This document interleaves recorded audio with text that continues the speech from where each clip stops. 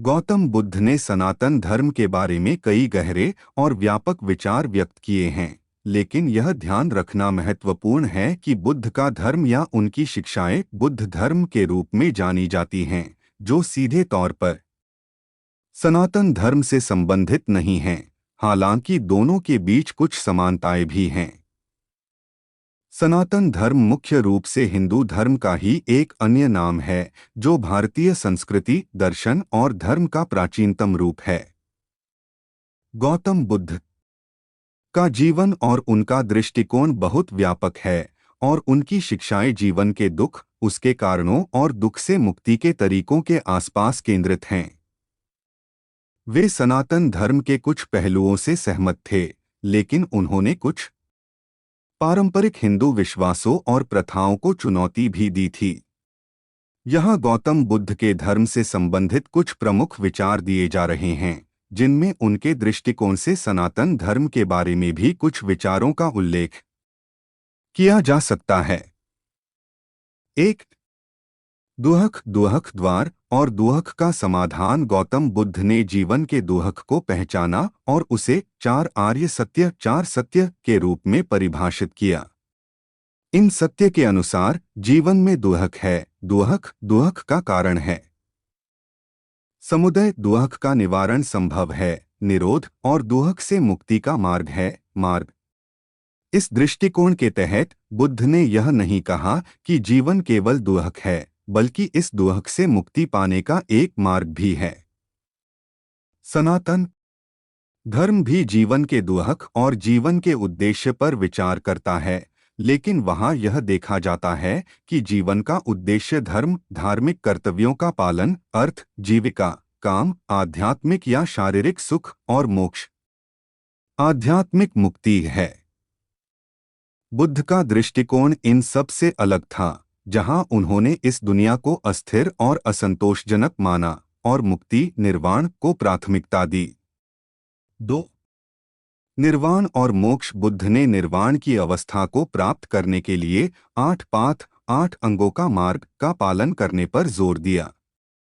यह मार्ग नैतिकता, ध्यान और ज्ञान के मिश्रण के रूप में परिभाषित किया गया है। निर्वाण को दुहक से मुक्ति और पूर्ण शांति के रूप में देखा गया है।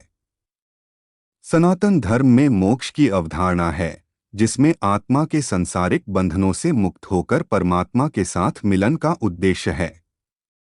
हालांकि निर्वाण और मोक्ष की अवधारणाएं अलग-अलग हो सकती हैं, लेकिन दोनों में समानता यह है कि ये दोनों ही संसार से मुक्ति की स्थिति को दर्शाते हैं। 3. आत्मा और संसार। बुद्ध ने आत्मा के अस्तित्व को अस्वीकार किया और उन्होंने अनात्म, अज्ञेय आत्मा का सिद्धांत प्रस्तुत किया। उनका कहना था कि संसार में कोई स्थायी आत्मा या स्वयं नहीं है, बल्कि हर चीज परिवर्तनशील और अस्थिर है। वहीं सनातन धर्म के अनुसार आत्मा स्थायी होती है, जो संसार के परिवर्तन से स्वतंत्र होती है। यह आत्मा परमात्मा के साथ एकत्व में है और उसका उद्देश्य मोक्ष प्राप्त करना है। 4. धर्म का पालन और कर्म। बुद्ध ने कर्म के सिद्धांत पर भी जोर दिया, लेकिन उन्होंने इसे संस्कृत या हिंदू धर्म के पारंपरिक दृष्टिकोण से अलग तरीके से प्रस्तुत किया। उन्होंने कहा कि अच्छे कर्मों से जीवन में सकारात्मक परिणाम मिलते हैं और बुरे कर्मों से नकारात्मक परिणाम। उनके अनुसार यह कर्म का फल व्यक्ति के वर्तमान जीवन में ही अनुभव होता है, न कि किसी अगले जन्म में। सनातन धर्म में भी कर्म का सिद्धांत महत्वपूर्ण है, लेकिन यहाँ यह विश्वास किया जाता है कि कर्मों का फल अगले जन्म में भी भुगतना पड़ता है। हिंदू धर्म के अनुसार व्यक्ति के कर्म उसके जीवन के संचित कर्मों, संचित कर्म और वर्तमान जीवन के कर्मों, प्रारब्ध कर्म के आधार पर होते हैं। 5. संसारिक जीवन और तप। गौतम बुद्ध ने साधना और तप के मार्ग को अपनाया, लेकिन उन्होंने संसारिक जीवन से पूरी तरह से अलग होने की आवश्यकता पर जोर नहीं दिया। उनके अनुसार संतुलित जीवन जीना महत्वपूर्ण था, जहां व्यक्ति अपने शरीर और मानसिक स्वास्थ्य के प्रति संवेदनशील हो, लेकिन साथ ही उसे जीवन के उद्देश्य को भी पहचानना चाहिए। सनातन धर्म में तप और साधना की महत्वपूर्ण भूमिका है, लेकिन यह भी माना जाता है कि जीवन के 4 पुरुषार्थों धर्म, अर्थ, काम और मोक्ष का पालन करना आवश्यक है, जिससे एक संतुलित और समृद्ध जीवन प्राप्त किया जा सके। 6. ध्यान और साधना। बुद्ध ने ध्यान और मानसिक विकास पर गहरा ध्यान दिया। उन्होंने ध्यान योग को मानसिक शांति, आत्मजागरूकता और विवेकशीलता प्राप्त करने के उपाय के रूप में प्रस्तुत किया। ध्यान के द्वारा व्यक्ति अपने मानसिक विकारों और दुखों से मुक्ति पा सकता है। सनातन धर्म में भी ध्यान और साधना का महत्व है, जहां यह आत्म प्रकाश और आत्म साक्षात्कार के मार्ग के रूप में देखा जाता है।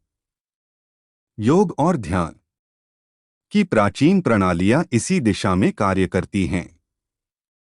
7. मुक्ति के मार्ग में प्रेम और करुणा। बुद्ध ने अहिंसा, प्रेम और करुणा की महत्वपूर्ण भूमिका को स्वीकार किया। उनके अनुसार सभी जीवों के प्रति प्रेम और करुणा का पालन करना आवश्यक था, ताकि दुखों से मुक्ति प्राप्त की जा सके। सनातन धर्म में भी अहिंसा और करुणा का पालन अत्यंत महत्वपूर्ण है। विशेष रूप से जैन धर्म और बौद्ध धर्म की समानताएं यहाँ स्पष्ट हैं।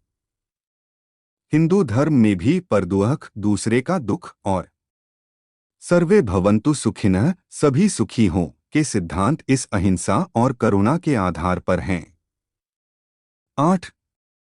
संसार का असार और आत्मा की वास्तविकता। बुद्ध ने संसार को असार, परिवर्तनशील और असंतोषजनक माना। उन्होंने यह शिक्षा दी कि संसार की वस्तुएं स्थायी नहीं हैं और इसलिए इन पर आसक्ति रखना दुख का कारण बनता है। सनातन धर्म में यह विश्वास है कि संसार माया, भ्रम है और वास्तविकता केवल आत्मा और परमात्मा के एकत्व में है। लेकिन यहाँ यह भी देखा जाता है कि संसार का अस्तित्व और जीवन का उद्देश्य माया को पार करना है। निष्कर्ष। गौतम बुद्ध की शिक्षाएं सनातन धर्म से कुछ हद तक अलग हैं, लेकिन उनके दृष्टिकोण में भी आत्मज्ञान, जीवन के